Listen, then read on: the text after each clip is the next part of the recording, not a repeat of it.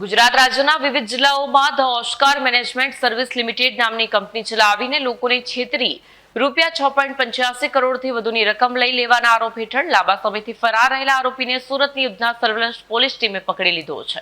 ગુજરાત રાજ્યના વિવિધ જિલ્લાઓમાં the Oscar management service limited નામની કંપની ચલાવીને લોકોને છેતરી ₹6.85 કરોડથી વધુની રકમ લઈ લેવાના આરોપ હેઠળ લાંબા સમયથી ફરાર રહેલા આરોપીઓને સુરતની ઉધના સર્વેલન્સ પોલીસ ટીમે પકડી લીધા છે। આરોપીઓએ ઉધના વિસ્તારમાં S18 amenity centre bus station પર કંપનીની શાખા ખોલી હતી। તેઓએ ફરિયાદીઓ અને સાક્ષીઓને વિવિધ સ્કીમો ઓફર કરી લોભાવ્યા હતા, જેમાં 1 વર્ષ માટે 3.75% વ્યાજ, 2 વર્ષ માટે 9.75% વ્યાજ, 2 વર્ષ માટે 16% વ્યાજ, 3 વર્ષ માટે 25% વ્યાજ, 6.5 વર્ષમાં રકમ બમણી થવાની લાલચ આપી છેતરપિંડી કરી હતી। આરોપીઓ લોકોમાં એવો વિશ્વાસ પેદા કર્યો હતો કે બજારમાં તેમની કંપની કરતાં વધુ નફો અન્ય કોઈ કંપની નથી આપતી।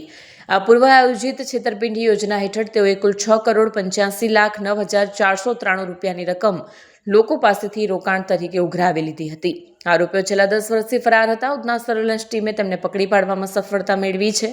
આ બાબતે ઉધના પોલીસ સ્ટેશનમાં છેતરપિંડી અને વિશ્વાસઘાતના ગુના નોંધાયા હતા।